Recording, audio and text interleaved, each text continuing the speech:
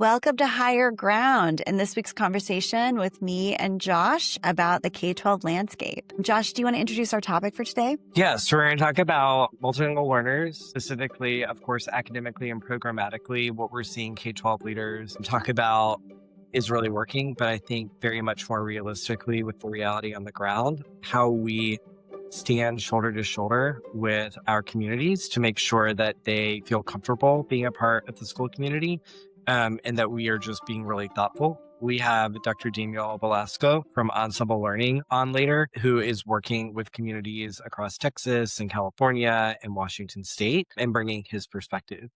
Christina, as y'all been doing hiring and people are in the thick of probably interviewing for senior leader roles right now who are listening, what are the things that folks should be thinking about in terms of what leadership means when they think about multilingual learners? It's interesting being in California. I went to college in California when 187 came out, 2009, which were two of the really big kind of anti-immigrant, anti-folks of color initiatives, as well as the English only movement was sort of getting birthed then. What I can say is there's hope on the other side against those kinds of initiatives, right? We have seen those movements come. Pete Wilson used it to try and catapult himself into the White House. He never made it. And California has really turned a corner very dramatically against that in the last 15 years. So one thing I can say is that what's happening today isn't forever. And that I think if we continue to push as community and as organizers and educators know they care about all kids and all families, we can make new things happen. So that's the first thing I would say. But the second is that it's always complex to have a diverse group of kids in your school of all kinds, and diverse language learners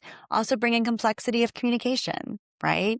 And it's not just Spanish and English, right? There are schools where there are 5, 10, 15 more different languages spoken at home among the student body. And so for leaders, it's always how are we ensuring equity of access to communication and equity of access to schools for families, and that families feel comfortable coming in, being a part of the school community. And so there are things logistically you can do around translating materials and having folks that speak different languages in the office or having opportunities for translation.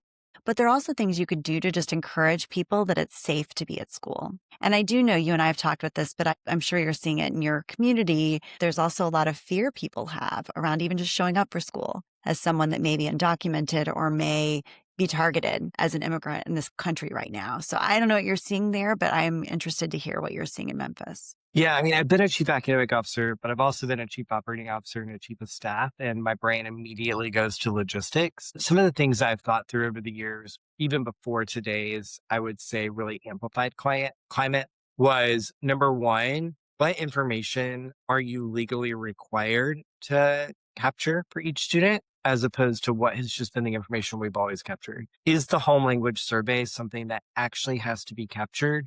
The answer is yes, right? But then where do I have to put that information, right? To where are they in a statewide database? If someone is undocumented and they don't have a social security number, at least in Tennessee, there's an option for a unique identification number for students. Can we actually, because it's probably best practice not to collect any child's social security number for data breaches, could we actually move to where every child has a unique identifier, right? Where you're not able to then differentiate. And then finally, I think, again, we've had Dr. Parrish on, but she was a great superintendent to work for because she would always ask, what's a state law? What's a state policy? What's just the way that we've done things? And I think continuing to ask that. Here in Memphis, it is no secret that we are one of the cities that is under a federal occupation. And as such, with the Amplified Task Force here, there have been a significant number of immigration raids. And the local school district, Memphis-Shelby County, voted to increase the transportation budget. So that way families who were feeling uncomfortable being in car rider lines where the task force was going car to car in order to check papers, they could just send kids home on the bus and send all kids home on the bus. And so I think there are logistical things leaders can be thinking through. But for those people who are currently in leadership or in maybe one of your processes or my processes, thinking through how you're going to describe how do you stand with actual evidence with communities to ensure that they feel, to your point, comfortable, fully engaging in the school community. And I really like your focus that there are programmatic pieces around supporting multilanguage learners. There are community engagement and communication pieces, and then they're just pure logistics pieces. And I love actually bringing logistics to mind. I think sometimes we forget about those. We talk about the softer sides of program and support and bringing people in. But if someone is scared to pick up their kid at school because they think they're going to potentially be deported, they're not going to even send their kid to school in the first place. And those first two things aren't relevant, right? So I love that you're bringing to mind that we need to be thinking about all of these pieces along the way. And just like all the conversations we have about diversity in all forms, everything we do that supports a particular group of kids will support all kids, right? And will support all families. Having really great, thoughtful communication that's proactive, that's translated, will also help English-speaking families because you're probably going to be more deliberate about your communication, right? And do it more in advance or do it in a more thoughtful way. So I think that I really like that illumination of how are we ensuring that all of our practices, policies, and even the small details of what we're doing align to our ultimate goals. Well, I'm excited for people to hear more from, I think, if not the nation's leading subject matter expert. He will not love that I said that because he is very humble, but one of the nation's leading subject matter experts in multilingual learners, with Dr. Velasco here in a moment. Appreciate you joining, Christina. Oh my gosh, thank you, Josh. I'm excited to hear the conversation. Awesome. Thanks, everybody. See you next time. Hey, y'all. Welcome to the second part of today's pod. I am incredibly excited to have Dr. Velasco here from Ensemble Learning. They support schools and districts and systems across the country for thinking about multilingual learners and making sure that our Tier 1, Tier 2, and Tier 3 instruction is mindful and also aligned to ensuring that all learners have what they need in order to succeed. So, Dr. Velasco, do you want to do a quick intro for anything I missed? No, I think you got it. My name is, you can call me Daniel.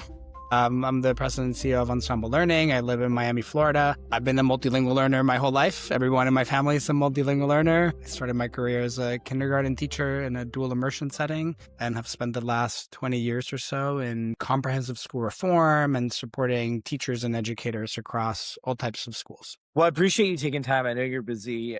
And I was talking with Kunjin from Watershed earlier this week on the 50th anniversary of IDEA. And I'm pretty open about my being autistic, my child being autistic, being a special ed dad. And while I know that multilingual learner is a different way for us to think about instruction and does not mean that it falls, within special education, it does mean that it is outside of what people think is general education. I'll tell you, as a special ed dad, this has been a really scary 9 months because I don't know what's happening with my child's IEP. I feel like I have to make a Google alert, and it feels like every day is a new panic. And I'm curious, from your perspective, advising system leaders, what do you say to people who are in panic right now? I think to a certain extent, we should be alarmed, right? Like things are happening to our children, our educators, and in our communities that are not really setting them up to be successful.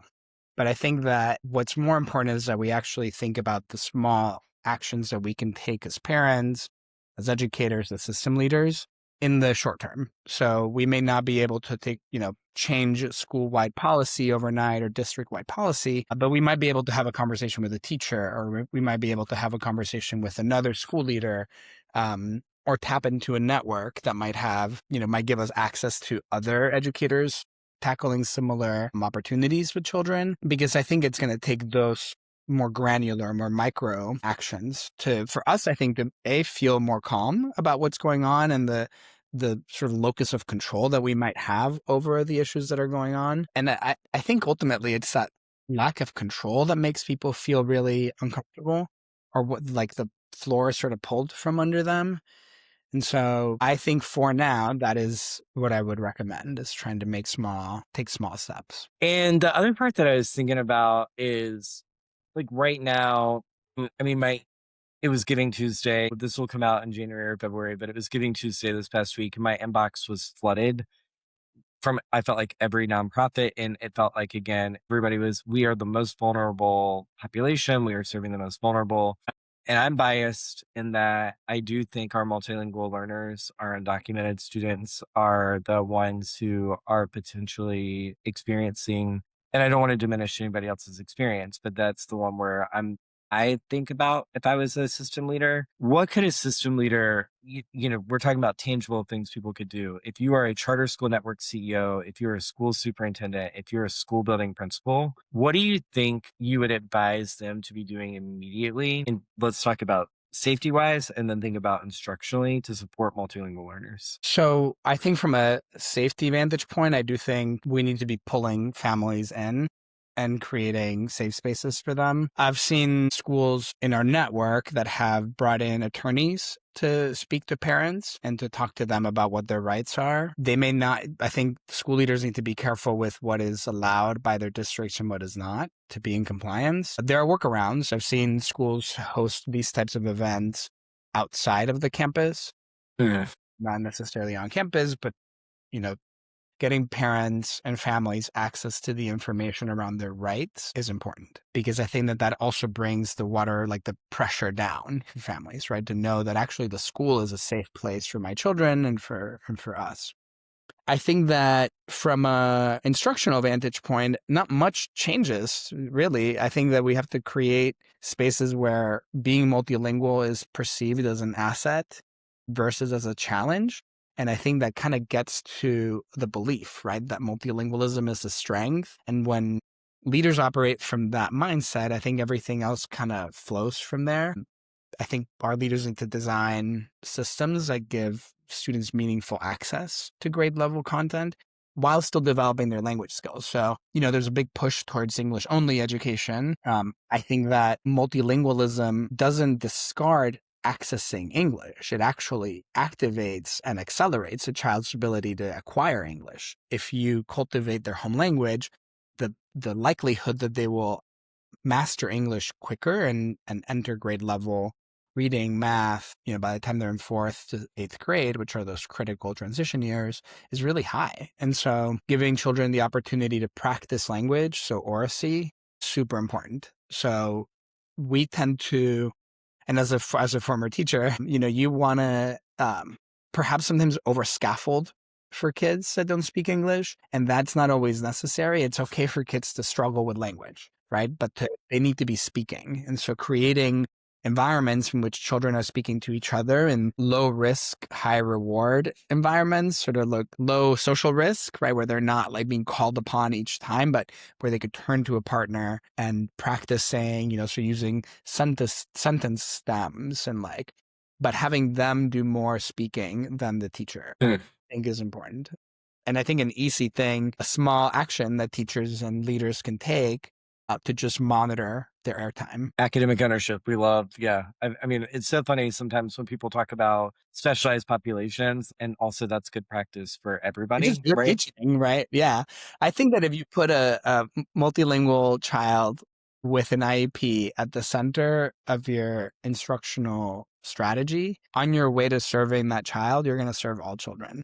Yeah. I mean, so fun fact, Daniel, one of his first supervisors was my sister. So he knows a bit about my family, but my parents both taught for over 40 years. My mom still talks about, when IDEA came about, she was a senior in college. And when they started implementing in her first 5 years of instruction, she's like, oh, this is helping all kids learn. She's like, why did we not? She's like, oh, you need me to scaffold using balloons? Crazy. All kids are doing better. And so it's just great how we make those connections. I think the last thing, because people who are listening are sometimes chief people, a sizable amount are chief people, chief talent, chief HR. And I'm curious, we can teach a lot of things to a school leader or system leader. But if you had to say the 2 things that you feel like are non-negotiable when we're hiring for a CEO, EAO, chief schools, a principal, when it comes to multilingual mindsets, what are the 2 that you would say we cannot teach? I mean, I do think that mindsets is something you really have to measure for and engage. But I guess when schools are looking for their next leaders, I think they should be looking for people who can connect instruction, culture, and meaningful access. So I think those are the 3 things that really drive everything else. So you want leaders who are instructionally grounded and culturally responsive.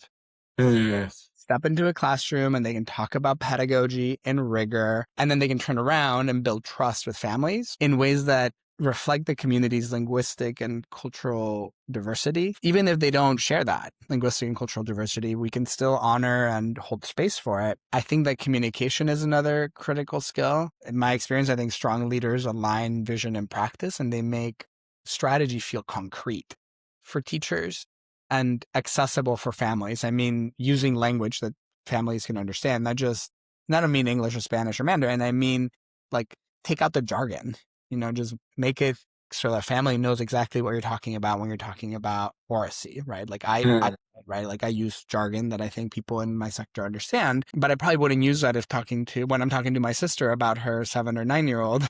I don't use the word oracy. I might talk about, are the kids talking at home in both languages?